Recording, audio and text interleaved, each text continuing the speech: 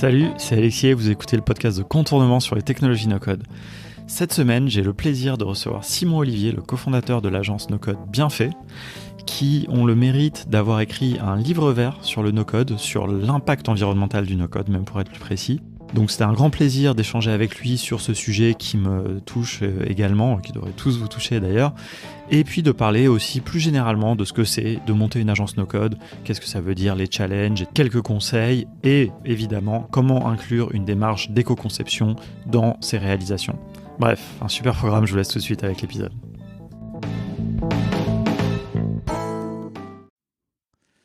Salut Simon. Salut. Bienvenue dans le podcast de Contournement, l'épisode 106. Voilà. Je suis très content de te recevoir. Tu es le cofondateur de l'agence Bienfait. Voilà, un nom en français, comme on disait à l'instant, qu'on apprécie chez Contournement aussi.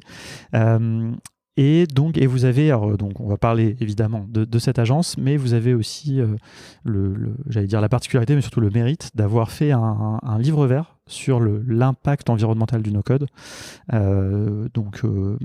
Un vaste sujet, pas évident à traiter. Vous le dites d'ailleurs très vite, dès le début, on n'a pas beaucoup de data et tout, et voilà. Mais j'aimerais bien du coup qu'on en parle. J'invite vraiment les gens d'ailleurs à le lire aussi, hein, ça se lit quand même assez bien, ça fait près 90 pages je crois. Mais voilà, on va profiter. Il y a des illustrations et tout, hein, donc les 90 pages, elles se lisent quand même assez vite. Ouais, en plus, il y a la bibliographie à la fin, etc. Donc voilà, mais bon, je vais profiter quand même que tu sois avec moi pour qu'on en parle un petit peu, qu'on déroule un petit peu les points, les grands points, j'ai envie de dire, parce que je pense qu'il y a des choses que, voilà, pour les gens qui ne le liront pas, il faut avoir des choses en tête, aussi par rapport au numérique, pas que au no-code. Donc voilà, ça c'est un sujet, c'est vrai, qui me tient pas mal à cœur. Et puis évidemment, sur le sujet de l'agence, je pense qu'on va avoir plein de choses à se dire. Voilà, je suis toujours curieux de savoir comment, pourquoi on fait une agence no-code, etc. Voilà, écoute, c'est le programme. Ce que je te propose pour bien commencer, c'est de te présenter. Yes, merci pour l'intro. Donc Simon, je suis un entrepreneur de 30 ans. Je suis marié, je suis père d'un petit garçon, bientôt un deuxième petit garçon. C'est pour ça que j'aurais peut-être dû laisser le micro allumé, le portable allumé, parce que ça approche dans une dizaine de jours. Okay. Et je suis donc le cofondateur avec Paul de l'agence no-code Bienfait. C'est ça qu'on dit agence no-code, mais on se veut aussi être une agence digitale de manière générale et on utilise le no-code. Mais donc voilà. Il m'a semblé voir sur LinkedIn que votre, je crois en tout cas toi aussi, vos profils étaient vos backgrounds étaient plutôt produits. Ouais.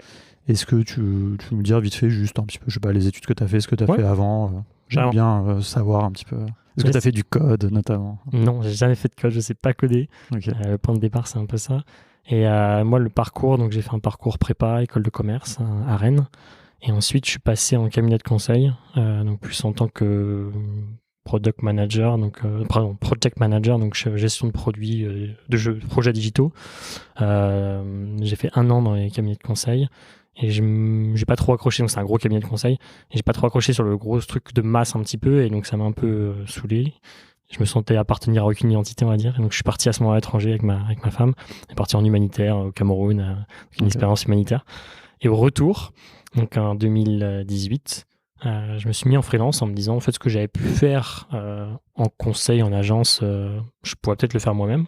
Donc, je me suis inscrit sur Malte en project manager, gestion de projet encore. Et ma première mission que j'ai trouvée, c'était quelqu'un qui cherchait quelqu'un en gestion de produit justement. Donc moi je savais même pas trop ce que c'était le produit, et bref, le courant est passé, et donc je suis devenu product owner d'un produit digital. Et le product owner, j'ai navigué dans le produit pendant 4 ans. Product manager, donc chef de produit, on va dire, pour différentes applications, soit des sites internet, des applications mobiles, voilà. Et aussi des applications internes. Et du coup, mon dernier projet que j'ai fait, mon dernier client, c'était Conveyo. Et c'est là où j'ai rencontré donc Paul, qui est aujourd'hui le cofondateur de Bienfait. Et en fait, avant même la rencontre avec Paul, il y avait cette frustration un peu dans le produit, de se dire je pense des choses, rencontre des utilisateurs, j'ai des besoins, et puis au final, je vais essayer de les mettre en place. Donc, j'ai parlé avec les devs, avec les UX, etc., avec les designers. On va essayer de faire en sorte de mettre en place, répondre en tout cas aux besoins. Et parfois, on mettait énormément de temps à sortir des trucs. Je me disais, mais en fait, c'est pas si compliqué que ça. Et c'est pas de la faute des devs en soi. C'était juste parce qu'il y avait d'autres priorités, ou parce qu'en fait, il y avait une dette technique énorme. Et du coup, on n'arrivait pas à mettre en place des choses qui étaient relativement simples. Et donc, entre cette frustration qui montait et au passage, en fait, il y avait les outils no-code qui sont arrivés un petit peu en ligne de mire. Et je me suis dit, il y a un truc à faire. Pourquoi moi, je pourrais pas essayer de faire certaines choses? Donc, j'ai commencé à mettre comme ça nos codes plus pour des projets perso. Et puis, fin 2021, je me suis dit, bah voilà, en 2022, j'arrête de faire que du produit. Maintenant, je fais du produit et j'essaie de mettre en place les choses grâce à nos codes. C'est intéressant parce que ce mot frustration, je pense qu'il a été prononcé pas mal de fois, tu vois, dans ce podcast, surtout au début, tu vois, justement, sur qu'est-ce qui a amené les gens au no-code. Il y a un peu de grandes catégories. Il y a les gens du produit, on va dire, tout ce qui est PM et tout. On en voit beaucoup dans la communauté No-code France. Il y a vraiment un lien assez fort avec la communauté des PM, PO, etc. Et puis aussi, sinon, les gens plus qui avaient un projet, qui ont essayé de lancer un projet sans avoir de connaissances techniques. Un projet numérique, bon, évidemment, mais bon, maintenant, le numérique est tellement omniprésent que tôt ou tard, tu as toujours une app, un site web dans ce que tu veux faire et qui n'ont pas pu le faire eux-mêmes et qui ont eu cette frustration. Donc c'est assez intéressant. Ouais, c'est vraiment notre vision nous, du no-code, c'est-à-dire ça libère, quoi. Ça libère quelque chose, on veut libérer un petit peu les idées des entrepreneurs pour faire des choses. Et aussi, pour nous, ça réduit en fait le fossé technologique. Enfin, c'est vraiment notre conviction de se dire, en fait, les gens, en fait, ils utilisent Zap tous les jours, mais ils savent même pas comment ça marche derrière. Alors, je dis pas que moi je comprends plus, parce que je suis pas non plus, comme tu dis, je suis pas dev, donc je sais pas exactement toutes les lignes de code qui ont été faites, mais rien que de pouvoir connaître un petit peu le no-code, bah, ça me permet de mieux appréhender finalement les outils que j'utilise au quotidien. Et du coup, quand j'ouvre une application, quand je prends n'importe quel site, bah, je me dis, tiens, ça a été fait comme ça, etc. Donc en fait, le fossé, je pense, technologique se réduit. On réduit finalement des inégalités. Et c'est ça, en fait, c'est ça que j'aime dans le no-code aussi. Ah bah ouais, carrément. Non, tu vois, tu dis que tu comprends pas comment ça fonctionne derrière, mais je pense que tu comprends comment ça fonctionne. C'est juste que tu sais pas comment ça a été codé éventuellement. C'est ça, exactement. Non. Mais tu vois, moi je trouve que c'est une des grandes vertus du no-code, c'est d'aider aux gens de comprendre les API par exemple. Tu vois, nous c'est un peu nos chevaux de bataille, qui c'est le fondement de tout l'internet moderne, quoi, quelque part. Le client-serveur, qui c'est le back-end, front-end, tu vois, toutes ces choses-là, tu les appréhendes. Pareil donc c'est hyper intéressant. Et juste le profil de ton associé, juste par curiosité, pareil. On est pareil avec juste quelques années d'écart. C'est comme ça qu'on a aussi matché un peu entre guillemets, c'est que des fois il y a des matchs sur les différences. Ouais, là on s'est matché sur un parcours un peu commun et les mêmes frustrations et les mêmes compétences. Donc lui il a fait pareil une école de commerce dans le digital. Il a travaillé en tant que product manager sur différentes boîtes. Et du coup, quand il arrive, je pense que chez Conveyo, il allait me remplacer. Donc lui, on s'est dit, moi, je partais de finir ma mission en tant que freelance. Okay. Et donc lui, ça, non, il a mis un an à partir finalement de Conveyo pour finir son projet. Il m'a officiellement rejoint donc, en janvier 2023. Donc tu vois, ça fait 4 mois. Okay. On est à 100% à deux sur le projet bien fait. Ok. Et alors du coup, c'est quoi un petit peu la vision, j'ai envie de dire, en grands mots, mais un peu la vision de Bienfait, de l'agence? Pourquoi ce nom aussi? Ce nom, en fait, pour la petite histoire, il vient pas de moi, parce que c'était un projet de collectif de freelance qu'on avait eu il y a 4 ans, donc plutôt en 2018 quand je me suis mis en freelance, avec 2 amis. Et c'était bien fait avec un S à l'époque, et on voulait justement travailler, on était tous dans le digital, travailler plus pour les associations, donc faire un collectif de freelance à impact un petit peu. Finalement, le projet, c'est pas fait comme ça, etc. Et du coup, au moment où je me suis dit, tiens, j'aimerais faire un projet sur le no-code en agence, j'ai appelé les 2 gars qui j'avais fait ça en disant, les gars, ça vous dérange si je prends ce nom-là, parce que je le trouve vraiment bien. Et bon, on a juste enlevé le S, du coup, je crois que ça avait encore plus d'impact, c'était plus facile à s'en souvenir. Et ce que je vois derrière, moi, il y a vraiment le côté, nous, c'est en fait ce qu'on veut transmettre un peu à nos clients, de se dire, à la fin, de se dire, ok, c'est bien fait, c'est bien foutu, c'est bien pensé, c'est ce côté-là qu'on a envie de traduire, et c'est ça qui est derrière. Et puis il y a un peu ce côté aussi, on est des doueurs, donc des gens qui aiment faire les choses, et du coup, si on peut bien faire les choses, c'est top. Et puis il y a la petite connotation aussi positive, impact. Même si en soi on s'appelle Bienfait, on a plutôt des couleurs vertes, on se veut pas non plus une agence no-code à impact, une agence digitale forcément à impact. Et en plus on a fait un livre ouvert sur le sujet, mais c'est plus, enfin c'est pas non plus dans notre ADN forte. Je sais qu'il y en a d'autres collectifs ou d'autres agences qui sont vraiment mis là-dessus et ils font ça, je pense, bien mieux que nous. Mais nous, voilà, c'était important d'avoir ce côté. On essaie d'apporter des choses positives de manière générale, d'où le nom Bienfait. Et pour répondre à ta question un peu sur la vision, elle évolue pas mal, la vision. C'est des choses qu'on est en train de construire un petit peu tout le temps.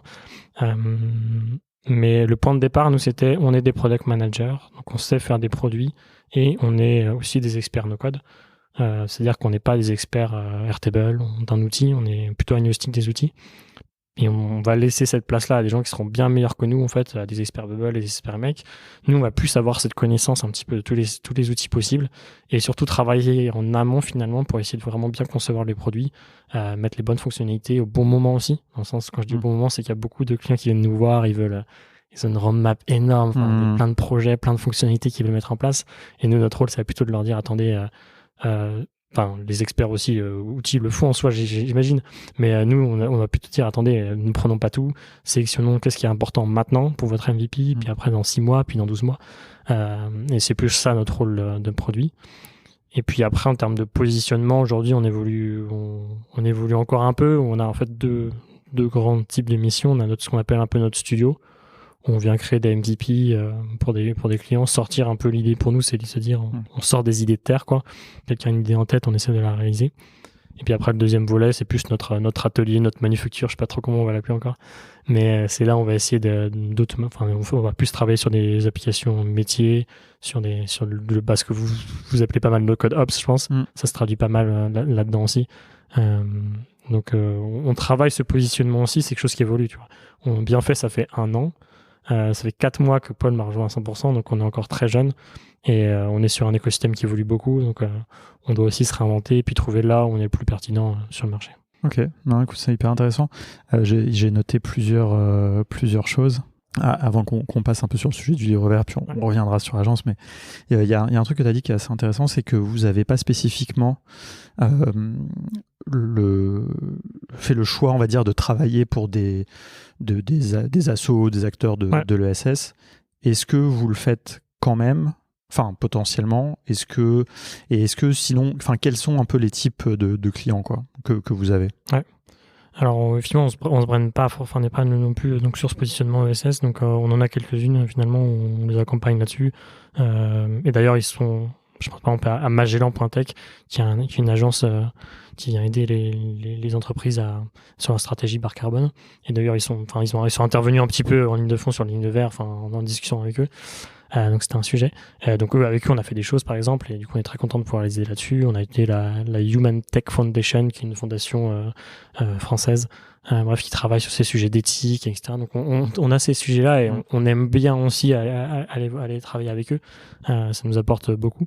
Mais on n'a pas que ces types de clients. Et pour répondre à la question, effectivement aujourd'hui on a 3 grands types de clients, on va dire.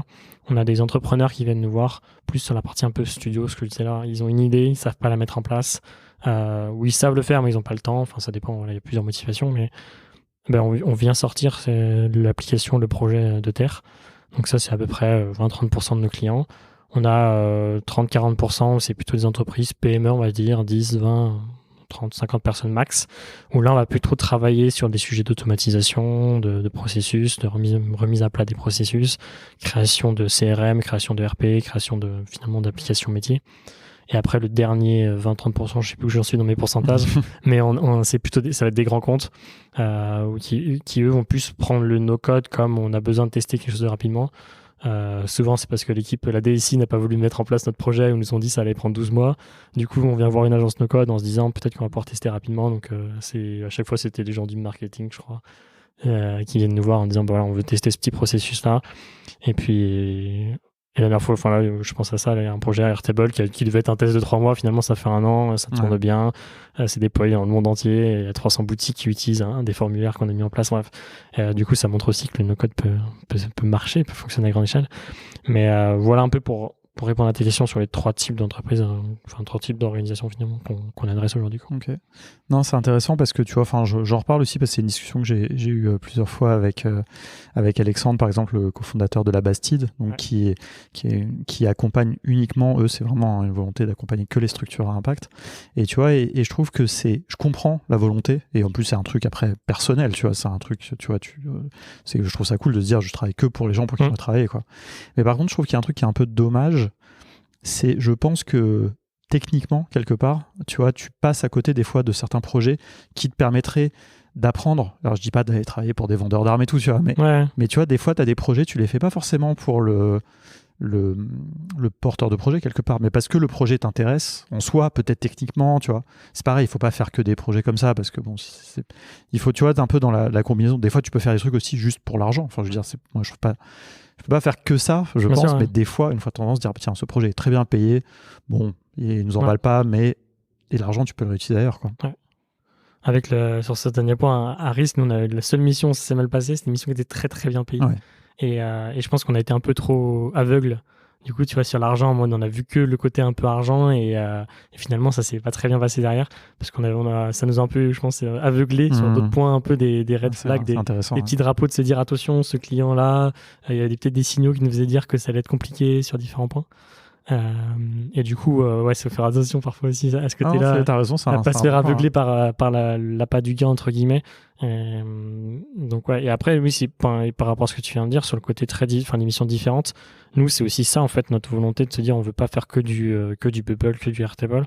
Parce qu'on trouve aussi que dans les outils no-code, il y a des choses à aller chercher, on va s'enrichir, en fait, d'un projet à un autre, même d'un outil à un autre, finalement. On va pouvoir progresser et avoir des bonnes astuces, potentiellement. Et c'est ça qui est intéressant, finalement. Enfin, nous, qu'on aime bien, en tout cas sur la multiplicité des projets, des secteurs, même si au bout d'un moment, là, on se rend compte qu'on fait des choses très très diverses, tu vois, sur les typologies de personnes, sur les typologies d'entreprises, les secteurs, les outils, les types de projets, ça commence à faire des choses très très différentes. Et à ça, en fait, il y a deux risques. Il y a le fait de ne pas pouvoir. Enfin, je veux dire, c'est pas forcément un modèle que tu peux vraiment développer parce que tu peux pas répliquer certaines choses, etc. Donc, si tu veux construire une agence rentable qui tourne, qui recrute des gens, évidemment, ça peut être un problème. Puis le deuxième problème, c'est potentiellement ton positionnement. Les gens, ils viennent te voir, ils savent plus trop pourquoi ils viennent te voir. Et donc, finalement, au bout d'un moment, ils arrêtent même d'aller te voir parce qu'ils savent plus trop ce que tu fais et où tu es le meilleur pour adresser un problème. Donc là, c'est pour ça qu'en ce moment, on se pose beaucoup la question du positionnement. Quel positionnement on doit prendre? Quel secteur? Est-ce que c'est un positionnement sur le secteur ou potentiellement? Est-ce que c'est un secteur sur les types de besoins, de problèmes qu'on veut résoudre? Ou est-ce que c'est un positionnement sur les structures qu'on veut adresser? Les entrepreneurs, les TPE ou les grands groupes. Enfin, voilà, la question aujourd'hui, j'ai pas la réponse. Ouais. Non, mais c'est hyper intéressant. On est en plein là-dedans. Ouais.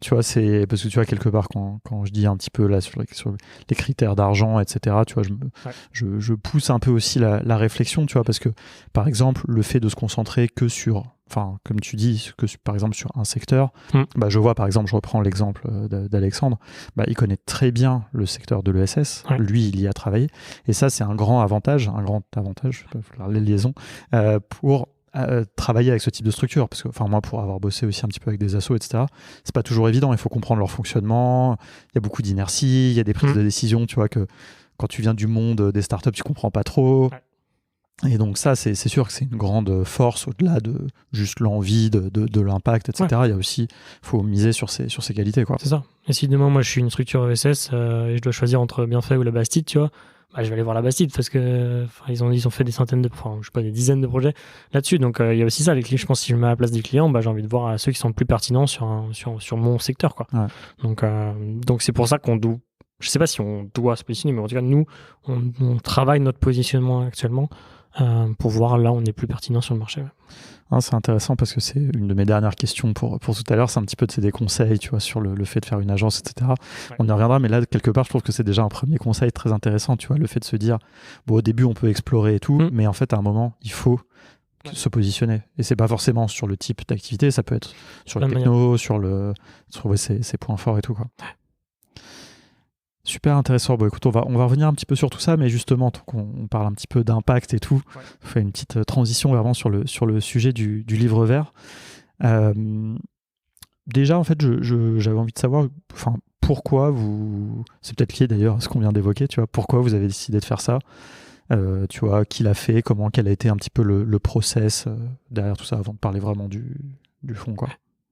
La jeunesse du projet, je pense qu'il y a 3 points un peu, 3 éléments. Je t'en ai évoqué un tout petit peu tout à l'heure. On a travaillé avec des structures qui sont là-dedans, qui réfléchissent à ces sujets-là. Donc en travaillant avec eux, ça nous a donné un petit peu la puce à l'oreille, j'ai envie de dire. Et donc il y a ce premier point. Le deuxième, c'est un peu de discussion qu'on avait entre nous. L'année dernière, il y avait Paul avec moi, mais aussi d'autres personnes, Rémi et Colombe, qui étaient en stage avec nous pour nous aider un peu à structurer les débuts de l'agence. produire du contenu, etc. Et en réunion un petit peu d'équipe, on réfléchissait à quel projet, enfin sur si on prenait ou pas certains projets. On avait notamment eu un lead où c'était des personnes qui voulaient noter les clients dans les hôtels, parce que apparemment c'est un problème dans les hôtels, il y a des clients qui mettent le bazar, etc. Et du coup, pour faire en sorte que les hôtels se parlent entre eux, et une notation. Donc nous on note les hôtels, mais les hôtels les hôtels. Et donc il y avait je sais plus qui, Colomb ou Rémi, nous avait posé la question en disant Paul, Simon, est-ce que vous voulez vraiment travailler pour un truc comme ça, qui note les gens, ça fait un peu Black Mirror, enfin il y a un truc un peu. Et du coup on avait commencé à réfléchir un peu à l'éthique derrière, de se dire est-ce qu'on prend tout type de projet, etc. Donc, il y avait un peu deuxième point un peu de se dire ok, on réfléchit à l'impact de nos projets, finalement l'impact de nos missions, quoi. Et donc il y avait ces petites choses. Et puis en fait le troisième qui est peut-être le plus important finalement, je pense, ça c'est un peu venu de chacun personnellement de se dire on a tous cette conscience écologique, c'est-à-dire on fait des efforts un petit peu, on a des actions qu'on prend, je veux dire, dans notre vie personnelle. Et en fait, si dans ma vie professionnelle je fous tout en l'air entre guillemets en faisant un peu n'importe quoi, où est la cohérence, quoi? Et c'est vraiment ce sujet de cohérence. C'est pour ça qu'on en parle dans l'introduction, de se dire pour moi en tout cas c'est quelque chose qui m'anime beaucoup, de se dire je cherche une forme de cohérence dans tous les aspects de ma vie. Je mélange même plus trop, je sépare plus trop, je veux dire, vie pro et perso, enfin tout est lié, et donc j'ai besoin d'avoir cette cohérence. Et du coup forcément il fallait apporter une forme de cohérence dans la vie professionnelle. Donc c'est né de là un peu de ces différentes réflexions. Et à un moment on se dit ouais, mais du coup le no-code c'est quoi l'impact, c'est quoi les conséquences, comment ça se positionne. Bref, on a commencé à se poser ces questions. Et donc je crois que c'est Rémi qui a écrit un premier article là-dessus en disant pour commencer le moment, il a commencé à faire des recherches un petit peu, et puis finalement il a fait des recherches, il a rien trouvé presque, et très peu de choses. On s'est dit mais en fait il y a un peu un truc qui manque là-dessus, il y a peu de littérature, et puis est-ce qu'il n'y a pas quelque chose à faire? Et pour être totalement transparent, c'est beaucoup Rémi Parizeau, qui a écrit le livre vert. Donc nous on a encadré, on va dire, tout ça, et on a structuré un petit peu, mais c'est beaucoup lui qui a écrit. Enfin, c'est lui qui a écrit, et donc c'est beaucoup lui qui a l'initiative. On lui a donné donc le temps, les ressources, etc. pour pouvoir produire tout ça, et c'est donc lui qui a commencé à faire des recherches, etc. pour en savoir plus sur est-ce que finalement moins de code voulait dire moins de carbone. No code, no carbone, c'était le titre du livre vert.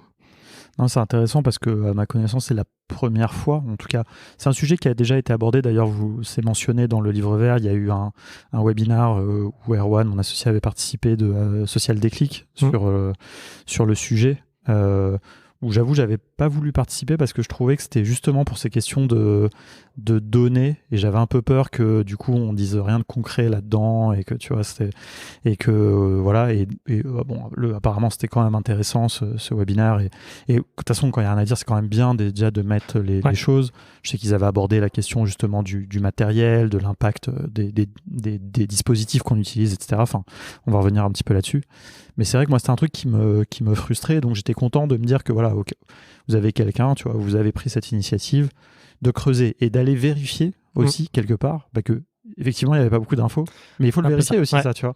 Et voir prendre ce temps-là. Et le peu qu'il y a, on le met à un endroit, tu vois. C'est ça que j'ai apprécié dans la démarche. Et donc voilà, enfin donc c'est cool d'avoir fait ça. Et je sais pas où je voulais aller avec ce point, mais c'était juste pour dire ça. Yes. Mais qu'est-ce que toi t'en retiens, tu vois, à l'issue de ça? Déjà peut-être même avant même, juste pas par curiosité, quelle est la réception que vous avez eue sur ça? Globalement très très. En fait, c'était assez surprenant parce qu'on est c'était très positif. Hein. Les gens dans la communauté, en tout cas, l'ont très bien accueilli. Je sais plus combien de fois ça a été téléchargé ou reçu, entre 200, enfin 3 ou 500 fois, je pense, ça a été téléchargé. Après, je sais pas combien de fois ça a été lu. Beaucoup de gens m'ont dit un peu comme toi d'ailleurs à la base. Je l'ai pas encore lu, j'aimerais bien le lire, etc. Donc et puis de toute façon, tu peux pas trop accueillir ça de manière négative, en vrai, je pense. Enfin, c'est un peu facile entre guillemets, tu vois. Tout le monde l'a plutôt bien accueilli. Et par contre, on a beaucoup de retours, je trouve. Enfin, par rapport en fait à l'investissement, etc., on s'attendait à avoir beaucoup plus d'échanges. Moi, j'ai réécrit, d'ailleurs, c'est comme ça qu'est née la conversation. Je réécrivais à chacune personne qui l'avait téléchargé, de se dire qu'est-ce que tu en as pensé, est-ce que tu as eu des retours. Et j'ai eu très très peu de retours, tu vois. Et on était pas déçus, mais mais aussi un peu déçu de se dire finalement il n'y a pas un truc, ça n'a pas accroché, on s'attendait à avoir plus de discussions, plus d'échanges et qu'il y a un peu une prise aussi que d'autres personnes prennent un peu le relais, parce qu'en vrai c'est une des points de départ aussi, une des conclusions. Est-ce que je t'ai plusieurs fois dit, on n'est pas les plus pertinents là-dessus, on voulait poser ça, nous c'était important pour nous, on voulait faire ce travail, mais on veut que ça continue aussi, et du coup il n'y a eu pas beaucoup de retours là-dessus en fait, par la communauté. Mais c'est peut-être lié en fait aussi, juste pour finir, au contenu. C'est-à-dire qu'on pose des choses et en fait on n'est pas, c'est pas clivant, c'est pas, tu vois, il y a très peu qui sont de sujets de choses qui sont sujets à réaction finalement. Donc je comprends aussi que finalement il n'y a peut-être pas eu grand-chose à redire en disant bah ok, vous avez posé ça là, c'est cool, voyons ce qu'on peut faire ensuite, quoi. Ouais. Bah non, mais alors, pour te partager un truc, donc on a écrit aussi un livre sur le no-code. Ouais. On a eu très peu de retours dessus aussi, hein, tu vois. À part que les gens ils nous ont dit ouais bravo, c'est bien, c'est cool. Ouais. Mais j'ose espérer. Enfin, il y a des gens qui nous ont dit on l'a lu en entier et tout, mais on n'a jamais eu vraiment de retour. Et nous, on s'attendait, on a fait vachement gaffe, mais on s'attendait quand même que tôt ou tard, il y a quelqu'un qui nous dise ah bah non, là, la page 53, vous dites ça, mais en fait, non, c'est faux. Et peut-être même que vraiment factuellement on soit planté, ou alors au moins que les gens ne soient pas d'accord. Mais peut-être qu'effectivement, on n'a pas vraiment de choses trop clivantes. Ouais, mais... Moi aussi, je me suis dit forcément, quelqu'un va nous tomber dessus et nous dire là, vous dites n'importe quoi. Enfin, c'est sûr qu'on n'a pas forcément tout bien pensé, tout bien fait. Et comme tu dis, on est sûr qu'il y a des choses qui sont peut-être pas très justes. Mais on n'a pas eu ces retours-là, quoi. Mais je pense que, enfin, vous le dites assez justement vers la fin, je crois. C'est un peu ce que tu viens de dire. C'est vous avez mis une base, tu vois, quelque part, et justement avec cette envie un peu on amorce la discussion. Et je pense qu'il va y avoir de l'inertie, mais ça contribue, tu vois, parce que moi je sais que, bah déjà là on en parle. Bien sûr. J'espère que aussi la diffusion de cet épisode, tu vois, contribuera à ça. Moi, j'ai eu cette discussion aussi avec Baudouin, par exemple, qui anime les tables rondes de la communauté No Code France, qui est un super endroit, tu vois, où avoir ce type de discussion. Et je sais qu'il prévoit de discuter au moins d'éco-conception, déjà. On va revenir, c'est un point quand même fondamental. Et peut-être la question de l'impact, tu vois. Enfin, tu vois ce que je veux dire, c'est que je pense que ça va être long. Bien sûr. Parce que c'est comme beaucoup de sujets, comme le RGPD, comme enfin, tu vois, c'est des trucs, en fait, les gens, ils s'en foutent, quoi, quelque part. Je veux dire, disons-le franchement, malheureusement.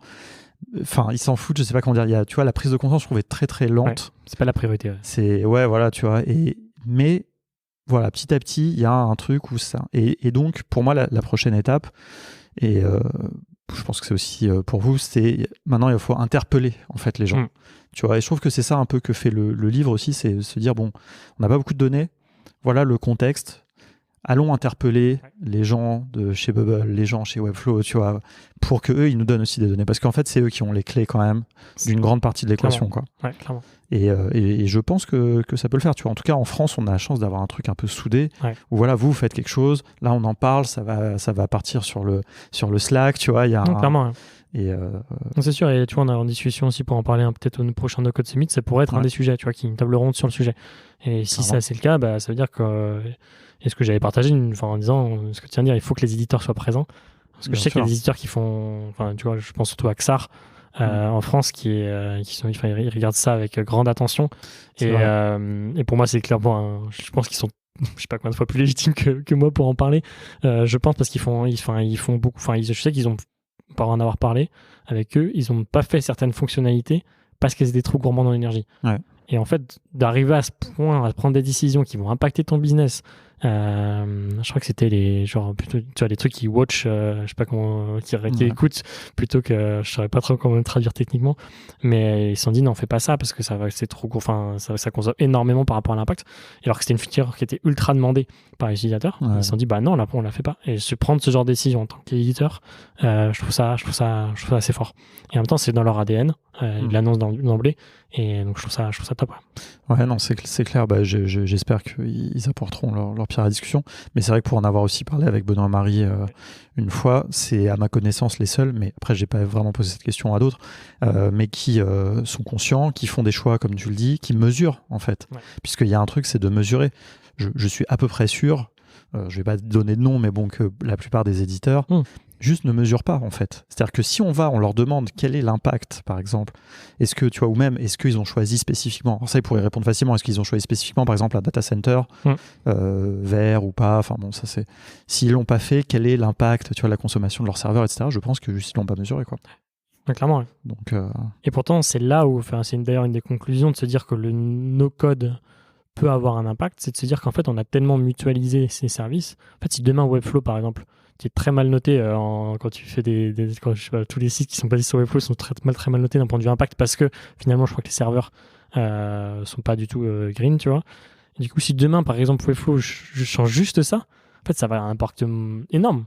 Parce qu'en fait, il y a tellement de sites qui tournent sur Webflow aujourd'hui. Si demain, ils ont juste à changer, c'est pas si simple que ça, mais ouais. si demain, ils font ce changement-là, c'est là où, en fait, il y a un gros impact. Le fait d'avoir mutualisé tous ces services-là, c'est là où on peut se dire que demain, si on arrive un peu à titiller les éditeurs là-dessus, si ça devient vraiment un sujet pour eux, je pense qu'on peut avoir un impact. Ouais. Carrément. Bah écoute, alors on est arrivé un peu sur la conclusion, mais du coup, j'aimerais bien si non, mais il n'y a pas besoin, de toute façon, il n'y a pas d'ordre forcément, et puis les gens pourront lire le livre vert vraiment dans l'ordre. Mais vous commencez par parler du contexte, on va dire, du numérique, en général de l'empreinte carbone, donc du numérique. Est-ce que tu veux nous dire quelques mots là-dessus Ouais. C'est un peu notre point de départ pour se dire, finalement, on s'adresse à ce marché-là, mais c'est quoi globalement dans cette empreinte globale comment on situe finalement de nos codes. Donc déjà, il faut donc le chiffre à retenir, c'est effectivement 4%. Le numérique aujourd'hui, c'est 4% dans le monde, 2,5% on dit en France, même si on n'est pas vraiment sur le chiffre parce qu'en fait, quand tu utilises des serveurs Amazon et que c'est vraiment considéré comme une empreinte française, c'est pas très clair sur ce point de vue. Mais bref, retenons les 4%, c'est le côté mondial. Exactement. C'est aussi ça, Internet qui est mondialisé. Donc, dans ces 4%, on a essayé de se dire, OK, dans le 4% du numérique, comment ça se traduit ? Et finalement, si on devait placer nos codes dans ces 4%, où est-ce qu'on pourrait le placer, quoi ? Donc, sur ces 4%, déjà, on s'est rendu compte qu'il y avait 50% à peu près qui étaient liés aux terminaux. Donc, les terminaux, c'est effectivement nos téléphones, l'ordinateur, et aussi les serveurs, etc. Enfin, tout ce qui est matériaux, en fait, finalement, toute l'infrastructure, le matériel, quoi.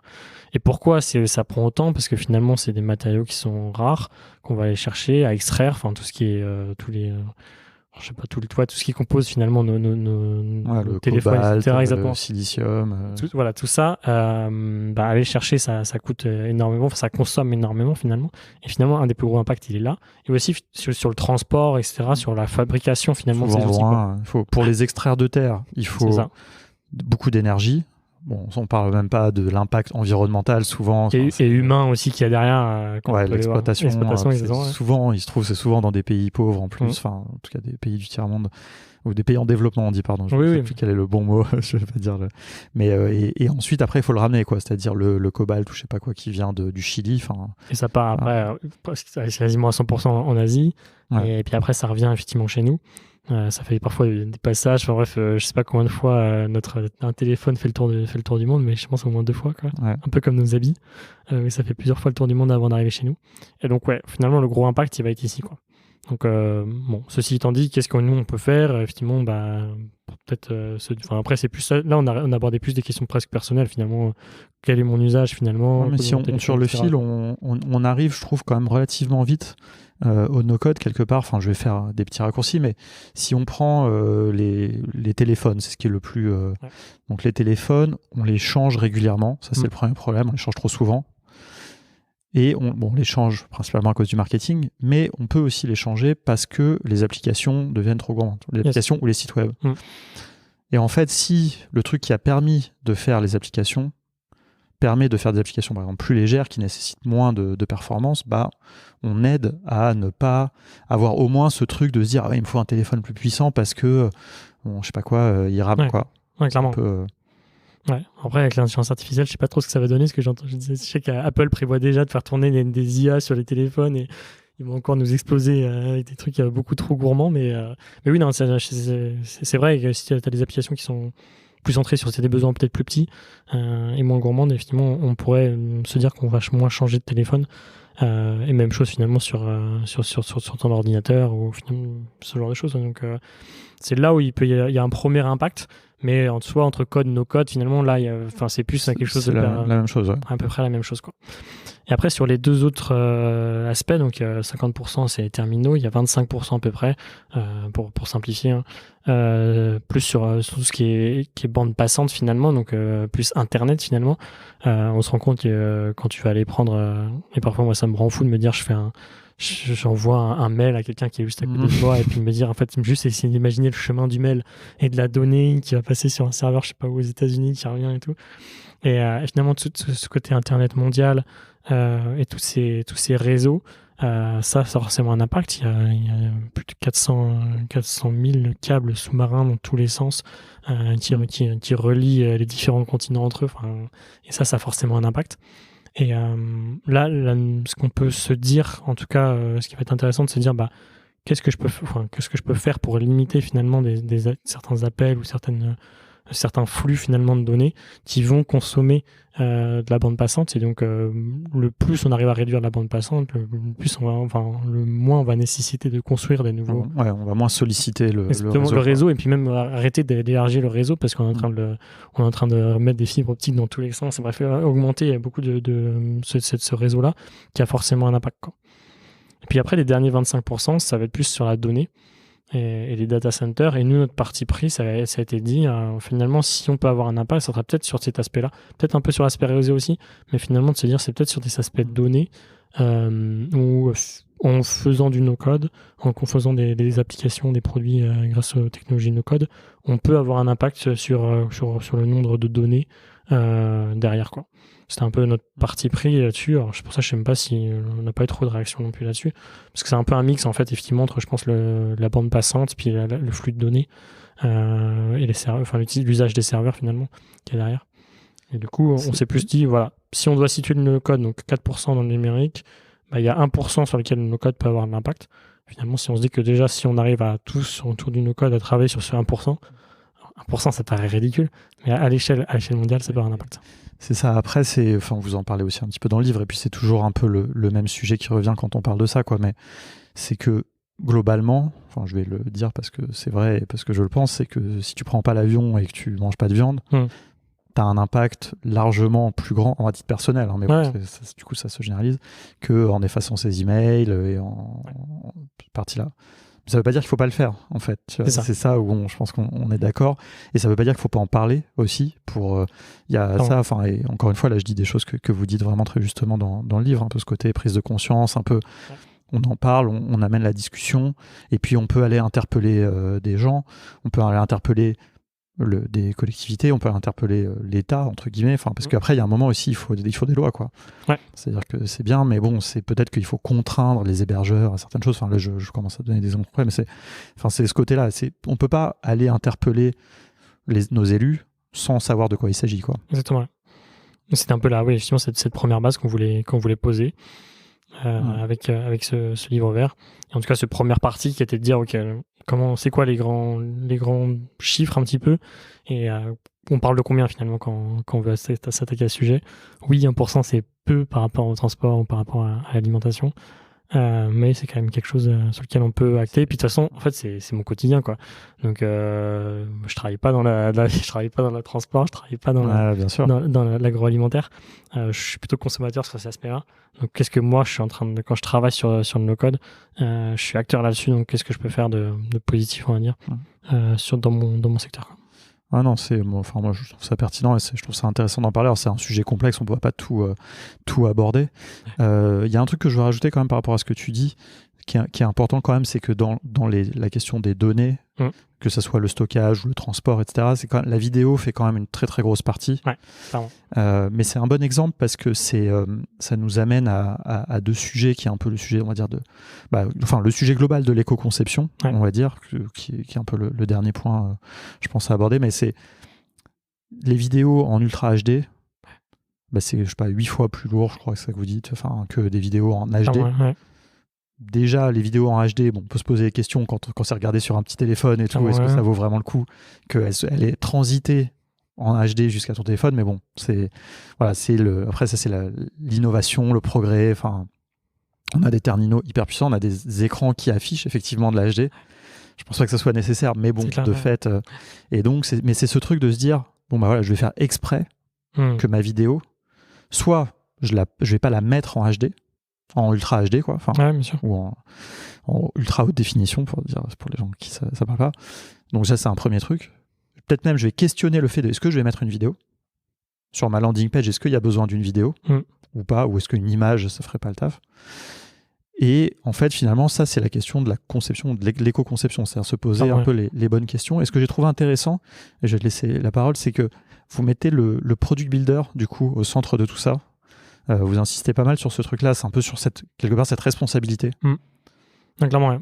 Et en fait, tu peux prendre conscience de ça que si tu as posé des chiffres, effectivement, de se dire que la vidéo, c'est 80% finalement du trafic.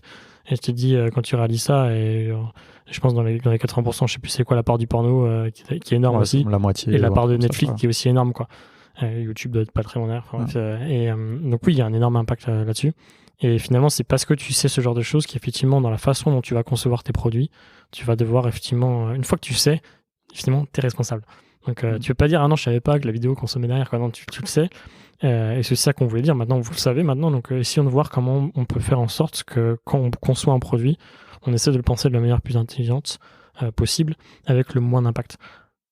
Alors, ceci étant dit, on ne sait pas toujours qu'est-ce qui a le plus ou moins d'impact. C'est aussi un des constats qu'on a, finalement, de dire, typiquement, moi, aujourd'hui, je sais pas si entre un webbook ou, tu vois, je suis pas assez, même, peut-être que je suis limité techniquement parce que j'ai pas conscience de tous les appels qu'il y a derrière, mais entre un type de webbook, un certain trigger, je sais pas, un watch, quelque chose, qu'est-ce qui a le plus d'impact réellement?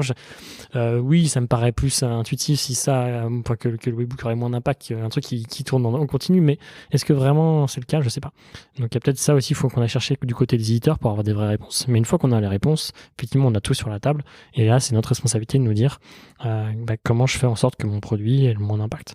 Et ce qu'on se rend compte d'ailleurs souvent, c'est que quand on essaie d'avoir le moins d'impact, souvent en fait, on essaie aussi d'avoir la meilleure interface utilisateur. En fait, plus on fait des choses simples, bien pensées pour l'utilisateur, en fait, souvent ici à moins d'impact. Typiquement le truc de la vidéo, en fait, ça se trouve, tu peux très bien dire la même chose que tu vas dire dans une vidéo d'une minute 30, tu vas très bien le dire juste en pensant bien ton texte que tu vas mettre avec une bonne illustration.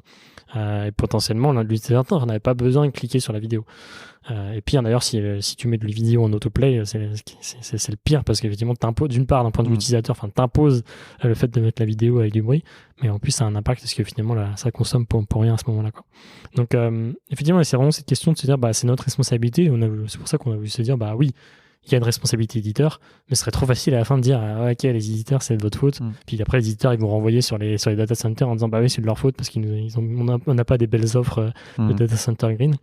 Donc ça nous paraissait trop facile de dire ça, et donc effectivement, on peut faire mieux, je pense, en tant que...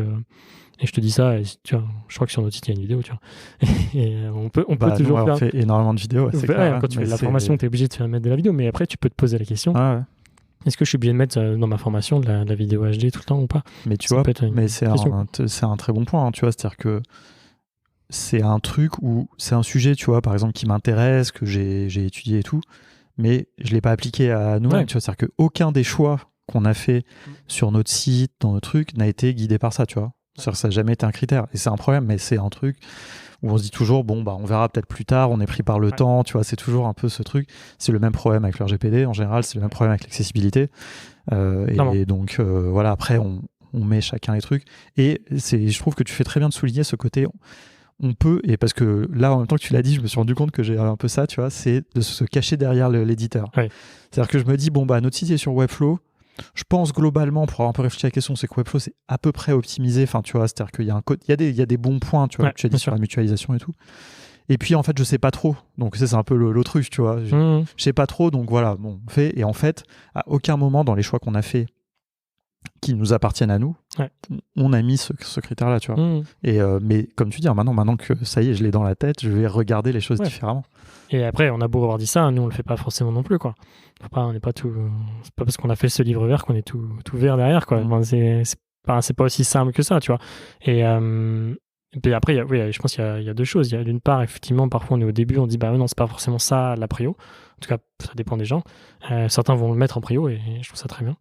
Et il y a aussi parfois, c'est un des effets d'une no-code qui est peut-être un peu négatif, c'est qu'on veut aller vite, on va essayer de faire les choses rapidement sans trop se poser de questions. Tu vois, RGPD, on va pas forcément faire gaffe, se dire c'est bon, c'est un petit projet au début, et puis on fait pas forcément gaffe. Puis après, on se retrouve avec des applications Bubble qui ont des trous partout et on peut prendre de la donnée. Donc ça pour dire qu'effectivement, le no-code peut aussi parfois donner cette impression, dans l'impression de vitesse du no-code, parfois on va trop vite et du coup on oublie certaines questions Et c'est important effectivement de se redire, on a un impact aussi là-dessus, on doit être responsable. Tu vois, il y a un petit peu le sujet de la professionnalisation. C'est d'ailleurs un sujet qui est pareil pour les devs, tu vois. Ouais. Quand je dis professionnalisation, c'est-à-dire utiliser les outils no-code de manière professionnelle. Et je vais inclure là-dedans, tu vois, ce que tu évoques. Par exemple, si on parle du RGPD, qui est là, tout est important, mais le RGPD aussi, c'est très important. Il y a même des choses très contraignantes. Il y a la loi, justement, là-dessus. Ce qu'on n'a pas encore, malheureusement, sur des questions environnementales, carbone et tout. Mais c'est cette approche privacy first. C'est donc mettre dans la conception, et c'est là où, avec votre côté produit, ce truc se dire, tout de suite, dès que j'imagine les choses, je me pose la question de est-ce que je vais traquer cette donnée. C'est pas après avoir fait le formulaire où tu demandes 20 000 trucs à ton utilisateur que tu te dis, bon alors qu'est-ce que je vais enlever. En fait, il faudrait le faire dès le début, quoi. Non, clairement. Et encore une fois, en fait, sur ces réflexions-là, ce que l'information que tu vas demander que ce qui est pertinent, du coup, c'est mieux pour l'utilisateur in fine, quoi. Et en fait, je pense qu'on revenait toujours à ce point-là à chaque fois. En fait, ce qui est mieux pour l'utilisateur sera toujours finalement mieux pour la donnée personnelle et aussi pour l'environnement, quoi. On se rendait compte aussi de la même chose quand tu fais le SEO, un SEO qui a un super score. Finalement, c'est pas parce que Google il aime, parfois aussi c'est parce que Google aime bien, mais finalement si Google aime bien, c'est parce que ça marche bien pour l'utilisateur. Donc, faut arrêter de faire tout pour Google. Si tu fais bien pour l'utilisateur, il y a Google va aimer, j'ai envie de dire. Et du coup, même si tu fais bien pour l'utilisateur, tu auras un bon score SEO et tu auras aussi un impact normalement qui sera réduit si tu fais des bons choix pour l'utilisateur. Ça, si j'illustre ça d'un point de vue un petit peu technique, ça peut être tu vois, c'est là où je trouve qu'il y a une différence, par exemple, notable entre WordPress et Webflow. C'est-à-dire que WordPress, si tu l'utilises de base, tu l'installes sur un serveur. À chaque fois que tu vas aller visiter le site, dans l'utilisation de base, après il y a des caches, mais à chaque fois que tu vas aller sur le site, qu'un visiteur va venir sur ton site, tu vas exécuter tout le framework de Webflow, c'est-à-dire de WordPress. Tout le PHP va s'exécuter, etc. Donc ça a une empreinte à chaque fois. Et donc le résultat de cette exécution va s'afficher à ton utilisateur. Tu vas sur le site de Webflow, t'as tout de suite, il te donne que du HTML. C'est un site qui n'est pas dynamique, il n'est pas exécuté à la volée, il a été préparé au moment où tu fais le publish, quoi, et il te sert que du HTML, quoi. Donc, du HTML, du CSS et des images, etc. Si tu as mis une vidéo de 20 mégas, tu pourris le bénéfice de trucs, mais par contre, ça c'est assez intéressant. Mais après, là, si on commence à mettre la main là-dedans, c'est un peu sans fin. Mais je sais plus pourquoi d'ailleurs j'ai dit ça, je sais plus sur quoi j'ai rebondi, mais c'est... Non, effectivement, sur le fait que ça soit bien pensé pour l'utilisateur. Oui, voilà, parce qu'en fait, je voulais venir au SEO. Décidément, j'ai vraiment plus tout de suite dans les idées en ce moment. C'est que, du coup, le bénéfice de ça aussi, c'est que la page s'affiche très vite. Voilà. Un site WordPress de base pas optimisé, si tu as pris un hébergeur de base OVH, ton site, il peut mettre 1 seconde à s'afficher. C'est normal, c'est le mécanisme le fonctionnement, quoi. Webflow, ça s'affiche très vite. Et ça, c'est bien vu par Google qui te récompense, on va dire, pour le SEO ou te pénalise à l'inverse, quoi. Et c'est bien surtout pour l'utilisateur, puisque il clique, il a tout de suite son résultat, quoi. C'est pas pour faire de la pub pour Webflow, parce qu'il y a des moyens d'optimiser WordPress sans problème. Mais c'est vrai que ce truc-là, le choix technologique impact à plein de niveaux. Il y a plein de bienfaits, on va dire, au fait d'être vertueux. Merci de l'avoir placé. Il fallait quand même un moment... Mais je pense, tu vois, là, par contre, si on compare no code versus code, tu vois, et je pense que là-dessus, tu seras meilleur que moi. Mais tu vois, nous, finalement, je sais pas coder, je me dis que Webflow fait plutôt bien les choses là-dessus. Mais quand je vois finalement un rapport, par exemple, SEO, un audit, je vois qu'il y a plein de choses qui prennent beaucoup de temps, tu vois, à charger. Là, j'ai pas la main dessus. Je peux rien faire. Alors que si j'étais avec des devs, ils auraient pu finalement réduire tous ces temps-là, venir chercher des optimisations. Et finalement, ces optimisations, je pense qu'elles ont un impact positif, oui, pour le SEO, mais aussi environnemental, parce que si j'arrive à réduire tous mes appels, sauf si potentiellement je surcharge d'autres appels derrière, je ne sais pas trop, mais je pense que il y aura peut-être des axes là-dessus. Donc potentiellement, un code bien fait, mais un code a peut-être plus et va être meilleur et plus efficace là-dessus, potentiellement. Tu vois, c'est un bon point que tu soulèves, tu vois, parce que c'est vrai pour des bons devs, quoi. Tu vois, et en fait, c'est ça que les gens ont tendance à, quand il y a une comparaison code-no-code et tout, les gens partent toujours du principe, qui est censé, je veux dire, c'est que tous les devs sont bons, quoi. Mais moi, pour avoir formé des devs et pour en avoir engagé, etc., il y en a plein. Déjà, ils s'en foutent des performances et tout, ou alors juste, ils n'ont pas la connaissance technique. En fait, écrire du code performant, c'est compliqué. D'accord. Héberger, tu vois, enfin, faire avoir un hébergement performant, tout ça, c'est compliqué. C'est des métiers, en fait. C'est des métiers, il te faut 5 ans de dev pour, tu vois, optimiser, etc. Des choses, enfin... Et voilà, mais oui, théoriquement, un dev qui est bon, qui est bien formé, qui est sensible à la question, ça va être difficilement battable. Moi, mon espoir, quelque part, pour défendre un petit peu le no-code, c'est de me dire, ces devs-là, normalement, j'espère qu'ils travaillent chez les éditeurs, tu vois. Mais c'est parce que ça me paraît cohérent, tu vois. Parce que j'ai l'impression, par exemple, quand je regarde Webflow, encore, bon, on va rester sur cet exemple, mais je me dis que voilà, ils ont probablement une équipe technique qui est bonne. Alors bon, ils ont des pannes aussi, ça arrive, etc. Mais voilà, mais je sais pas, tu vois, encore une fois, là, on n'a pas de données, et puis on parle un petit peu comme ça aussi, suivant un petit peu des feelings, tu vois, enfin, c'est...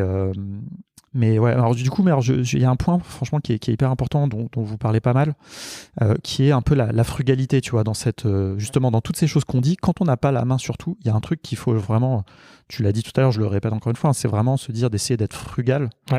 Et moi, il y a un mot que j'aime bien, que vous n'utilisez pas, mais un ancien collègue de la boîte juste avant, qui est un dev justement, qui travaille sur l'éco-conception, il appelle la sobriété fonctionnelle. En fait, tu vois ce que tu disais pour XAR, par exemple, c'est ça, c'est-à-dire, en fait, on va pas mettre une fonction express, c'est-à-dire qu'on va rester sobre dans nos fonctions, parce que ça va avoir un impact positif, peut-être sur les utilisateurs aussi, mais au moins, en tout cas, sur les performances, sur la consommation de notre hébergement, enfin, l'énergie, en tout cas, qui est nécessaire à faire tourner le produit, quoi. Je connaissais la sobriété heureuse de Pierre Rabhi, mais je ne connaissais pas la sobriété fonctionnelle. Mais non, mais ça me plaît bien. Finalement, nous, on dit, une des phrases qu'on dit, finalement, c'est viser l'essentiel à chaque fois, de se poser. Et je pense que ça va dans le même sens. Mais je trouve ça... au moment où on arrivera à ça, de se dire, finalement, je ne fais pas une fonctionnalité qui, d'un point de vue business, d'un point de vue commercial, va me rapporter peut-être quelque chose, mais je ne le fais pas pour des vraies raisons d'impact. Je trouve qu'à ce moment-là, on aura vraiment atteint un palier, je pense, et globalement, tout cela aura plus d'impact. Sachant qu'après, il y a aussi peut-être le faire différemment, ou le faire de manière dégradée, ou enfin, il y a un peu... mais de toute façon, ça va toujours dans la logique que tu as évoquée tout à l'heure, en fait, qui est du MVP. C'est-à-dire que globalement, je pense que je sais pas si c'est humain, mais tous les porteurs de projets veulent trop en mettre dans leur produit. Trop par rapport à son besoin. Enfin, bon, là, de toute façon, on commence à redire un peu les mêmes choses, mais c'est là où, tu vois, je trouve que vraiment le côté product builder a vraiment... moi, c'est un mot avec lequel... je trouve qu'il y a plein de définitions différentes de product builder, mais en tout cas, quand on parle de ces sujets d'éco-conception, je trouve qu'il est très adapté, parce qu'il met le produit au centre du truc, et le produit, ça peut être un système d'outillage interne, enfin, c'est pas obligé d'être qu'un produit du marketplace, mais on conçoit un produit, donc on doit avoir une appétence produit, toutes les choses que tu as évoquées, et ensuite les implémenter de manière aussi, en ayant cette même... c'est toute la chaîne, quoi. Ouais, clairement. Clairement. Bon, écoute, non, mais t'as tout dit. Écoute, c'est... rien de plus à rajouter. C'est vraiment... voilà, merci en tout cas pour tout ça. Tu vois, là, je trouve qu'on a fait un bon petit tour. C'est très difficile de rentrer dans la technique, mais voilà, on a partagé, je pense, des bons points. Donc, Mais tu vois, je pense qu'il y a peut-être un livre vert technique à faire aussi, tu vois. Parce que y a plein de choses sur lesquelles nous on n'a pas forcément la connaissance ou la compétence pour le faire. Il y a peut-être des choses, tu vois, tu vois, même surtout dans l'automatisation, dans le monde de l'automatisation, j'aimerais bien qu'on puisse dire finalement tel type de, tu vois, sur Make ou sur Zapier, qu'on puisse clairement dire ce module-là il a plus ou moins d'impact presque. Finalement, ok, est-ce que je peux me permettre d'attendre plutôt qu'un instant, est-ce que je peux me permettre d'attendre 2 heures, 4 heures? D'ailleurs, c'est des choses que nous, on fait un peu intuitivement, de se dire avec les clients, de se dire, attendez, vous êtes sûr que votre truc, il doit tourner à minuit, et puis toutes les heures ou toutes les demi-heures, est-ce que c'est vraiment pas utile? Donc, intuitivement, on fait un peu des choix, en disant, bon, ok, on va essayer de diviser déjà par 2, par 4, pas le faire tourner le week-end, bref, on peut imaginer plein de choses en fonction des produits. Mais j'aimerais bien qu'il y ait un peu plus de choses là-dessus, des données sur lesquelles on puisse s'appuyer plutôt que juste avoir des intuitions ou juste avoir des sentiments sur lesquels on pense ou pas. C'est un bon exemple que tu donnes parce qu'en plus, par exemple, optimiser des automatisations Make, il y a un effet de bord qui est intéressant, c'est de faire des économies aussi sur ta facture, quoi. Donc toujours, on revient dans tous ces bénéfices qu'il y a. Mais ça, je pense qu'il faudrait le concours. Je pense que le next step, tu vois, et on pourra en reparler après, de voir un petit peu quel lobbying, entre guillemets, on peut faire auprès des éditeurs, tu vois, mais c'est un sujet que je sais, l'association l'association No Code France est intéressée de porter, peut-être même le SFPN aussi. Et voilà, et vous aussi, vous lancez un petit peu ce mouvement, en tout cas, en faisant ce truc-là. Donc, tous ensemble, on peut aller poser des questions. Il y a des éditeurs auxquels on a accès. En plus, chez Bubble, on a un Français à la direction qui, je sais pas s'il est sensible à cette question, mais en tout cas, il répond toujours aux questions. Ils ont d'autres problèmes en ce moment. Mais... ils ont d'autres problèmes. Mais par contre, un truc que j'apprécie avec Emmanuel, c'est qu'il répond toujours aux questions sans embâche. Et par exemple, j'espère pas qu'il dirait que c'est pas du tout un sujet qu'ils ont abordé. Mais tu vois, il peut dire franchement où ils en sont là-dessus. Et donc ça, c'est assez intéressant. Donc on verra, tu vois, mais ça me fait penser à un truc, et après, j'arrête sur ce sujet, on revient un petit peu sur le côté agence, mais c'est quand tu arrives, tu vois, justement par rapport à ce que je disais aux devs, en fait, moi, je me souviens, et j'ai jamais été à ce niveau-là de dev, mais en fait, tu vois, par exemple, en JavaScript, donc les fonctions, en fait, en dessous, c'est du C, quoi. C'est-à-dire qui va exécuter le truc là. Enfin, et donc, par exemple, deux fonctions qui font des boucles, par exemple le for each et le map, derrière ne sont pas implémentées de la même manière et donc sont plus ou moins performantes. Mais ça, c'est des trucs, en fait, pour savoir ça, il faut être à un stade, il faut connaître, en fait. Enfin, tu vois, c'est-à-dire qu'un développeur JavaScript de base, enfin, standard, qui ne s'est pas intéressé à ça, et on peut pas lui en vouloir forcément. Lui, je veux dire, il va utiliser l'un ou l'autre, celui qu'il préfère. C'est pas exactement la même chose. Enfin, ça fait la même chose, mais pas forcément de la même manière. Mais il va pas avoir cette notion. Et ça, c'est des trucs où quand... En fait, il faut... Bon, c'est une question de contexte. C'est-à-dire que si tu travailles, je sais pas, par exemple, chez Amazon, ça peut faire une différence, quoi. Sur une page qui est chargée par des millions de personnes en même temps, ton bout de code, il peut faire une différence, quoi, sur la charge derrière, etc. Mais c'est là où nous, si on transpose ça à notre truc, il faudrait, ça serait intéressant, par exemple, que chez Make, ils nous disent, si vous faites un itérator ou, je sais pas, je dis une connerie, ou enfin, juste vous itérez sur des bundles, c'est plus intéressant. Ou alors de faire un tableau, tu vois. Est-ce que eux, ils en sont là? Est-ce qu'ils en savent? Est-ce qu'ils s'en foutent? Est-ce que c'est pareil aussi? Peut-être que sur le niveau d'abstraction est trop haut, je sais pas, tu vois, mais c'est vrai que ce serait intéressant, quoi. Ouais, et puis après, ça me permettrait de faire des bonnes pratiques un peu par outil, c'est-à-dire. Probablement, derrière, ça serait ça, si on arrive à ça, ça serait chouette, On verra. Non, il faut aller voir les éditeurs, et je pense qu'effectivement, No Code France, et tu vois, si on en parle au No Code Summit, je pense que ça peut être des choses intéressantes aussi à adresser. Mais une des réponses, c'est chez l'éditeur. Mais on n'oublie pas qu'une des réponses, c'est aussi du côté du product builder, et on a tous un peu la main là-dessus, quoi. Carrément.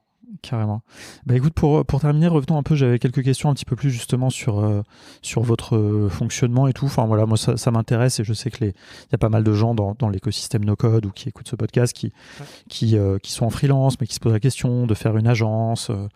Est-ce que, tu vois, déjà la première question, c'est pourquoi vous n'êtes pas fait par exemple un collectif à tous les deux, quoi? Ou est-ce que pourquoi vous n'êtes pas juste deux freelances ensemble?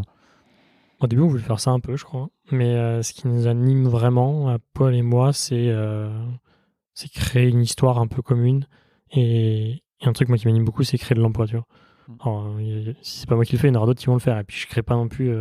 Mais me dire, si demain, en fait, je crée une structure qui permet de recruter des gens derrière, créer de l'emploi, moi, à titre personnel, c'est une vraie satisfaction et un vrai milestone, un peu un truc, je me dis, c'est un objectif personnel, me dire, demain, j'étais capable de créer un emploi, tu vois.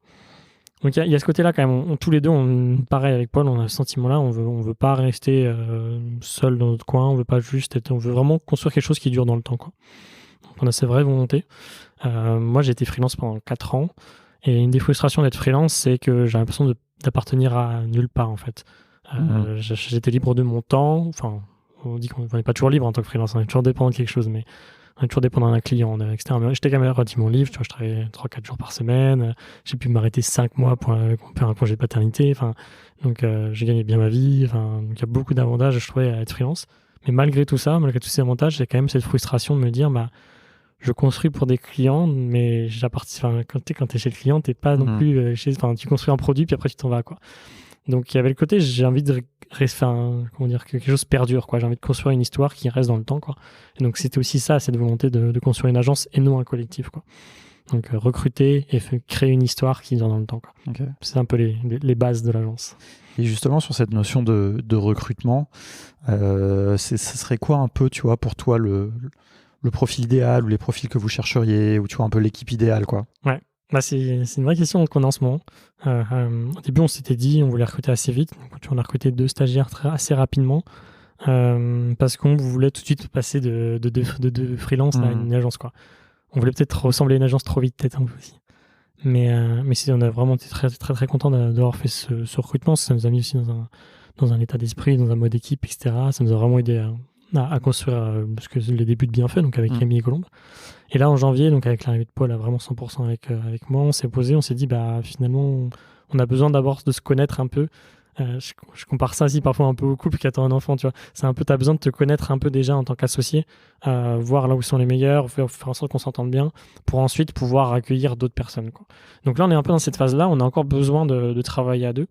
Et on a fait, il y avait aussi un choix là-dessus qui était de fait de générer de la trésorerie pour bien se payer en fait déjà. En fait, on avait deux options. Soit on faisait de la trésorerie pour recruter rapidement, soit on faisait de la trésorerie pour déjà bien se payer, quoi. Et on a plutôt pris cette option de bien se payer, alors qu'il y a 3 mois, on avait pris la décision inverse. Et là, on a changé d'avis, parce qu'en fait, on s'est dit c'est trop important qu'on soit bien, nous, personnellement, tous les deux, serein pour nos proches, etc. C'est trop important ça. Et si on recrute des gens et qu'en fait nous on n'est pas bien parce qu'on a toujours cette petite idée de ok je me paye moins, voire même tu vois, il y a des mois on a plus payé presque nos stagiaires que nous. Enfin tu te dis au bout d'un moment, en fait tu rentres dans un schéma où tu te dis tu commences à te faire un peu des nœuds au cerveau. Et bref on s'est dit on veut être bien de cet aspect-là. Bon, je parle pas des salaires mirobolants, mais juste on veut être bien de ce point de vue-là, serein, bien, savoir qu'on sait générer déjà de la trésorerie et bien se payer tous les deux, et ensuite recruter. Je réponds pas à ta question du coup sur qui on va recruter, mais et du coup on est aussi dans cet aspect-là, avec cette réflexion-là, mais aussi cette réflexion aujourd'hui on sait pas exactement tu vois qui on veut recruter. Est-ce que donc, ce qui est la tendance la plus forte, c'est qu'on veut des gens un peu comme nous, qui viennent du produit. Peut-être des gens qui viennent du design un peu plus que du produit même, parce que c'est une compétence sur laquelle on sait faire des choses, mais on n'est pas encore les meilleurs. Et souvent sur les missions, on sent que c'est un petit truc qui manque. Étape encore donc UX, UI design, en fonction des outils no-code, c'est plus ou moins utile. Mais donc c'est peut-être un profil sur lequel on irait. Mais pour l'instant, finalement, et après, je pense à terme, si jamais je me projette un tout petit peu dans l'idée, si on arrive à recruter des profils un peu comme nous, donc relativement jeunes, avec un tout petit peu d'expérience peut-être, mais qui font du produit ou du design. Après, peut-être aller les gens vers plus technique, peut-être même des devs qui pourraient nous aider sur plein de petits bouts qu'on n'arrive pas, ou des experts de certains outils, pour venir et finalement nous épauler pour faire les 20% de missions qu'on n'arrive pas bien à finaliser, etc. Ou finir un peu... Voilà, on est un peu dans cette idée-là, de se dire qu'on voudrait des gens un peu comme nous, puis après des experts un peu en périphérie, quoi. Ok. Non, c'est intéressant. C'est ce qui me paraît être le moyen le plus sensé. Moi, je pense que de toute façon, quand on est une agence, quelque part, on doit toujours aussi être un petit peu un collectif, c'est-à-dire savoir s'entourer de gens qu'on peut solliciter, soit parce qu'ils ont de l'expertise, soit juste pour faire un tampon sur un plus gros projet, enfin avoir un peu cette latitude. Aujourd'hui, c'est notre fonctionnement, effectivement, c'est ça qu'on a des freelances avec qui on travaille, que ce soit en UX, UI design, que ce soit sur certains aspects qu'on n'arrive pas à faire. Je sais pas sur, on n'est pas les meilleurs, par exemple, sur N8N. Récemment, on allait voir des freelances là-dessus pour qu'ils nous aident sur certains projets. Donc, et nous, ça nous va bien, en fait, de se dire, puis c'est notre positionnement, c'est de se dire, on n'est pas les experts outils, on est des experts produits qui faisons du no-code. Et du coup, c'est très bien si on peut faire faire en sorte de travailler ensemble, donner des missions aussi à la communauté no-code, etc. Enfin, je trouve que c'est vraiment riche et puis on apprend à chaque fois en plus. Donc ça nous va bien aujourd'hui comme système aussi. Mais on a cette envie quand même de recruter après, à terme, des compétences diverses, quoi. Ok. Cool. Bon, écoute, je pense que tu trouveras dans la communauté No Code France potentiellement plein de gens. C'est sûr, c'est pas un problème. Mais si je pense qu'il y a beaucoup d'experts qui sont donc en freelance. Je sais pas si demain ils voudront passer aussi en mode agence. Il y en a beaucoup, je pense, qui sont très contents et donc ça va être un sujet aussi à un moment donné de se dire ceux qui veulent être en agence, ce sera peut-être pas les experts voudront pas venir en agence, donc il y aura peut-être à un moment donné, je sais même pas si on trouvera finalement des grands experts pour venir dans l'agence, mais bon, on a le temps. Ouais, c'est un sujet assez intéressant, ça se voit aussi qu'on est au début quand même un peu de tout cet écosystème, parce que les experts sont très sollicités, les gens qui sont les plus en vue, souvent ils préfèrent, du coup ils sont dans une très bonne position, donc ils n'ont pas forcément envie d'être recrutés, ils gagnent très bien peut-être en freelance, ou enfin puis à la liberté. Exactement. Et c'est vrai que c'est un peu dur, et en même temps il commence à y avoir pas mal de juniors, de jeunes de gens jeunes au niveau des compétences, mais du coup comment choisir, puis au début quand tu fais une agence tu peux pas avoir que des juniors parce que tu dois les encadrer, et là, comme tu viens de mettre le doigt sur quelque chose aussi, de dire comment choisir, c'est dur aujourd'hui, on a très peu à part les tester sur des outils, il y a très peu de recul je trouve sur comme il n'y a pas vraiment de certification sur lesquelles on peut se reposer, sur des méthodologies sur lesquelles on peut se reposer.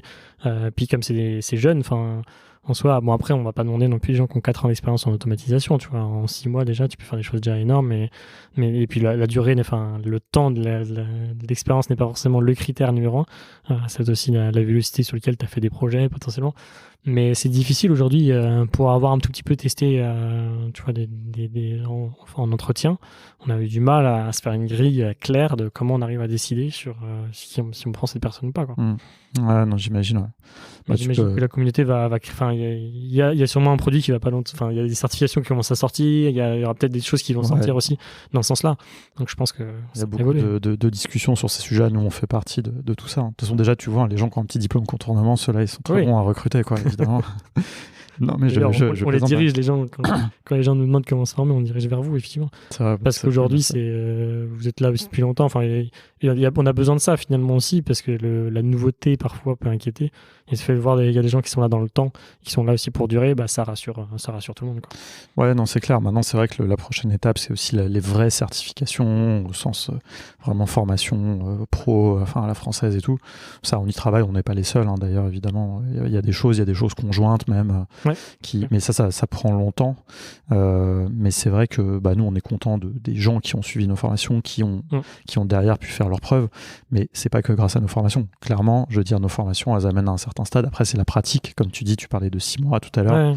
Enfin, il faut pratiquer, et au début, les premières missions, elles peuvent être dures pour les gens qui sont en freelance. C'est pour ça que nous, c'est vrai que je suis hyper content quand je t'entends dire que tu veux créer de l'emploi et tout, parce que moi j'ai toujours trouvé que j'ai déjà été en freelance, je trouve que c'est hyper dur d'être en freelance, je trouve que c'est hyper dur d'être seul, c'est dur de faire le commercial, c'est dur de se faire payer, il y a plein de trucs hyper chiants, et c'est vrai que ça me désole un peu quand j'entends des agences, tu vois, qui sont un peu plus avancées que vous, tu vois, et qui cherchent à recruter et qui n'arrivent pas, en fait, qui n'arrivent pas, tu vois, des agences Bubble qui veulent recruter des bubbleurs, et les bubbleurs, ils sont un peu les rois du monde en ce moment, tu vois, peut-être ça va décliner, je sais pas, alors, mais tu vois, c'est en tout cas pendant un moment, tu vois, c'était hyper recherché, les mecs préfèrent être en freelance, tu vois, ils sont payés plus.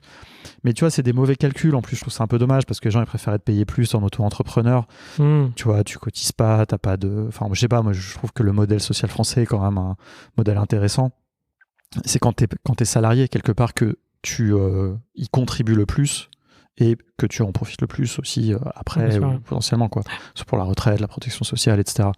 Bon, voilà, après, les gens qui sont très libéraux, ils ne seront pas forcément d'accord avec ça, mais il y a pas mal d'entrepreneurs aussi dans le... Ouais, bien sûr. Mais donc moi, ça, je trouve ça cool, et je trouve que on devrait pas trop mettre en avant aussi les gens qui sont freelance. Parce que surtout que ceux qui sont freelance maintenant, qui sont experts, ils ont eu de la chance aussi quelque part. Oui, ça arrive peut-être au bon moment. Exactement. Et c'est pas, ils ont eu de la chance, c'est parce qu'ils sont bons. Non, bien sûr. Mais il y a eu un moment, si tu t'es formé à Airtable il y a 3 ans, t'as plus facilement eu les chances de trouver tes premières missions, etc. que maintenant, même si je pense que c'est encore un moment favorable. Mais nous, ce qu'on veut, c'est faire émerger un marché de l'emploi, surtout sur le côté no-code ops. Sur le côté product builder, alors même si on pourrait dire que les ops internes c'est aussi builder, c'est une question de mots qui est chiant, on n'arrive pas à trouver, mais dans no-code ops il n'y a pas de métier bien défini, quoi. Il y a quelques boîtes qui ont des équipes d'ops qui fonctionnent qu'en no-code, ils appellent des fois no-code engineer, des fois machin, enfin bref.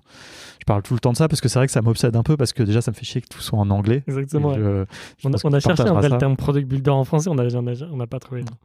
Il y a pas, et enfin voilà, tu vois, c'est un peu chiant, et parce que après, pour que Pôle emploi reconnaisse toutes ces choses-là, c'est important en fait. Bien sûr.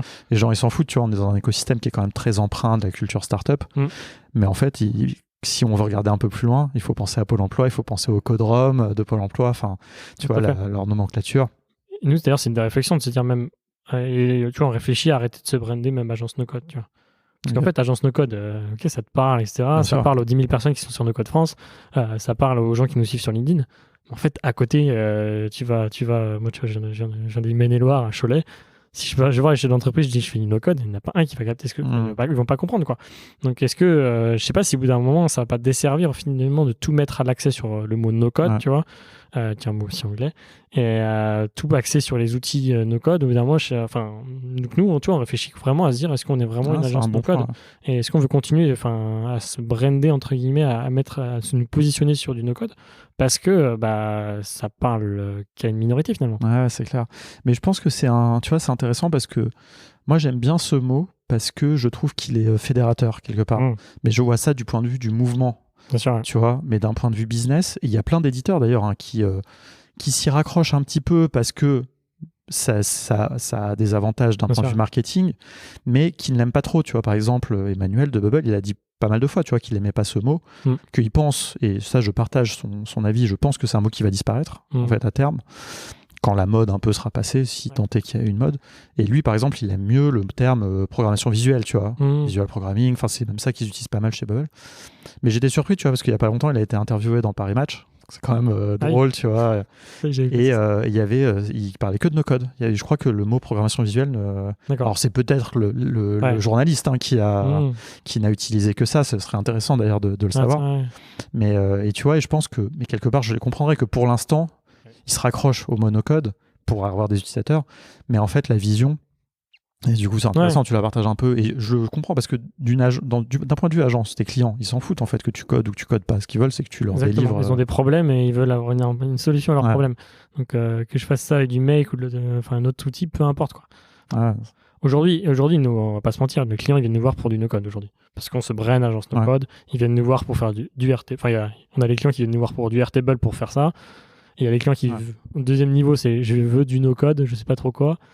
Mais ça, c'est deux sphères-là, c'est deux petits noyaux finalement. Le gros noyau, c'est la troisième sphère qui dit j'ai un problème, trouve-moi une solution. Et c'est plutôt là où il y a plus de monde, il y a plus aussi de projets sur lesquels on pourrait travailler. Et donc, c'est aussi pour ça qu'on réfléchit, tu vois, à sortir un peu du no-code, quitte à perdre ce noyau 1 et 2. Mais le troisième cercle est quand même le plus grand. Et c'est là où il y a le plus de PME. Et on se dit que, tu vois, tu me posais la question aussi de l'agence. Nous, c'est vraiment aussi digitaliser les PME en France avec panache. Si on peut faire ça, ça serait aussi un truc qui me plairait bien, quoi. Non, mais c'est intéressant parce qu'en fait, ça revient un peu, tu vois, à la question du positionnement, ce que tu évoquais tout à l'heure. Tout à fait. Et moi, je pense que quand tu te lances, c'est un peu comme les outils no-code, c'est-à-dire comme les outils qui utilisent le monocode dans leur marketing. En fait, ça te permet d'être un peu plus singulier. Sinon, si tu te lances, comment tu trouves tes premiers clients? Clairement. T'as raison sur ce troisième. Une autre agence digitale, on en a encore moins positionné que l'agence no-code. Donc oui, non, t'as raison. C'est intéressant comme réflexion. Écoute, on verra où vous en êtes dans un an. En vrai, ça évolue presque, tu vois, tous les 3 mois, on évolue un tout petit peu. Là, tu vois, on va se positionner sur des offres un peu plus claires. On va essayer de clarifier un peu les offres. Concrètement, qu'est-ce qu'on fait alors qu'il y a 3 mois, c'était pas le cas. Donc, c'est un sujet qui évolue tout le temps et on le partage d'ailleurs. Enfin, dans notre newsletter, on en parle à chaque fois de manière très transparente. On n'a pas c'est pas parce qu'on dit ça aujourd'hui que ça va rester longtemps ou pas. On avance petit à petit. C'est aussi ça qui est sympa dans l'entrepreneuriat, quoi. Non, carrément. Justement, c'est un peu la dernière question, parce qu'on a quand même pas mal dépassé des 1 heure, mais voilà, quand on a une discussion intéressante, quand on aime, on ne compte pas, comme on dit. C'est ça. Mais justement, j'allais te demander un petit peu, c'est une question que j'aime bien poser à tout le monde, et notamment aux agences, mais est-ce que vous documentez un peu, du coup, ce que vous faites? Alors, on a le livre vert, déjà, c'est une belle documentation, c'est un bel effort. Tu me parlais de votre newsletter. Oui, exactement. Ouais. On a une newsletter, donc on a appelé Bienvu. On peut trouver sur bienvu.bienfait.co. Mais dans cette newsletter, en fait, on fait 2 choses. On documente, on donne nos contenus aussi qu'on produit, quoi. Et une fois par mois, donc c'est une newsletter qui a lieu tous les 15 jours. Une fois par mois, on documente aussi notre aventure entrepreneuriale. Donc c'est moins axé no-code, mais on parle beaucoup de no-code aussi. Voilà. Notre newsletter, elle ne se veut pas forcément sur l'expertise no-code, mais plus effectivement sur quelque chose d'assez orienté aussi produit, quoi. Donc on aime bien faire un sujet thématique à chaque fois sur ce qu'on pense de certaines choses, quoi. Donc on documente à la fois effectivement notre parcours entrepreneurial en tant qu'agence, et on documente aussi ce qu'on voit dans le monde du no-code. Donc on aime bien faire des top 3 d'outils pour génération de documents, pour automatiser ça, prise de rendez-vous. On aime bien voilà, aussi documenter ce genre d'éléments. Pour la communauté, et on va pas se cacher aussi pour le SEO, pour attirer aussi des clients en essayant de trouver finalement les problèmes auxquels les gens sont confrontés et faire en sorte qu'ils puissent nous trouver et qu'on puisse les aider là-dessus, quoi. Ok, écoute, super intéressant. Je m'abonnerai, j'avoue, je t'ai pas abonné encore. Je fais vachement attention, je m'abonne pas beaucoup de newsletters parce que faut pas en avoir trop. Je les lis systématiquement, donc j'ai un peu ce truc de nerd, tu vois, si j'ai un mail. Je suis pareil. Donc j'essaie de me préserver, mais ça me tente bien, comme je te disais avant qu'on commence à enregistrer, côté, tu vois, un peu suivre votre aventure entrepreneuriale, et puis aussi donc à faire les choses un peu plus de contenu sur le no-code. Écoute, super. Et où est-ce qu'on peut te suivre, toi, plus, ou te contacter éventuellement? Sur LinkedIn, c'est là où je publie le plus. J'essaie de publier, voilà, 3-4 fois par semaine. Donc Simon Olivier, Simo LVR, je crois que c'est ça mon short sur LinkedIn. Ok, bon, je mettrai Et sinon, bienfait.co, vous allez tout retrouver là-dessus. Et notre newsletter, et puis principalement ici, voilà. On est un peu sur Twitter, mais... Super. Et sur le Slack de No Code France, j'espère. Sur le Slack de No Code France, bien sûr. Je suis pas le plus actif parce qu'effectivement, le Slack de No Code France est très orienté outils. Il est devenu intense. Exactement. Beaucoup, c'est comme les newsletters. J'évite d'aller dans trop de canaux parce que sinon, je suis un peu surnagé.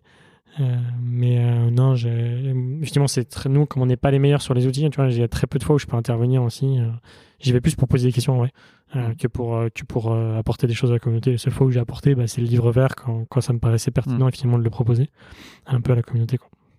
Non, c'est cool. Écoute, je ne manquerai pas de te taguer quand je partagerai cet épisode. Et puis, on verra si la discussion s'ensuit. Je pense qu'il y aura des réactions, j'espère. Ouais. Et puis, voilà. Écoute, merci beaucoup pour ton temps. Merci d'avoir l'initiative encore de ce livre vert et d'avoir amorcé cette discussion. Je pense que j'espère qu'on va en entendre reparler. J'espère aussi, ouais. Et puis voilà, on va suivre ça. Avec plaisir. Ouais. À bientôt. Ciao.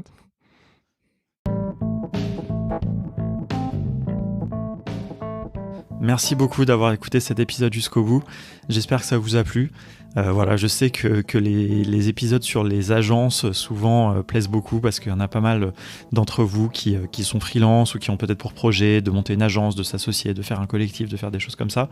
Donc c'est hyper cool. Je suis très content que vous ayez eu l'occasion d'écouter un petit peu Simon qui vous partage tout vraiment le process, comment ça s'est passé pour eux, l'histoire.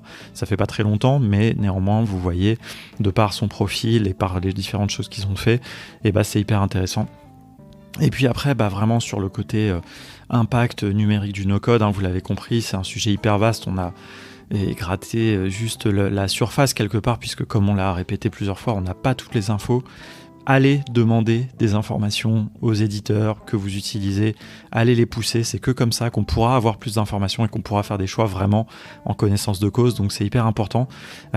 C'est pas forcément ma mission de faire du lobbying, mais néanmoins c'est un sujet qui me touche, j'essaie de faire des choses, mais c'est difficile, c'est pas évident. Là je vous enregistre sur un ordinateur qui a pris beaucoup de ressources à être fait. J'ai aussi un ordinateur portable, j'essaie de pas en changer toutes les 2 minutes, j'essaie d'acheter des choses chez Back Market, mais voilà, c'est quand même difficile d'être complètement vertueux.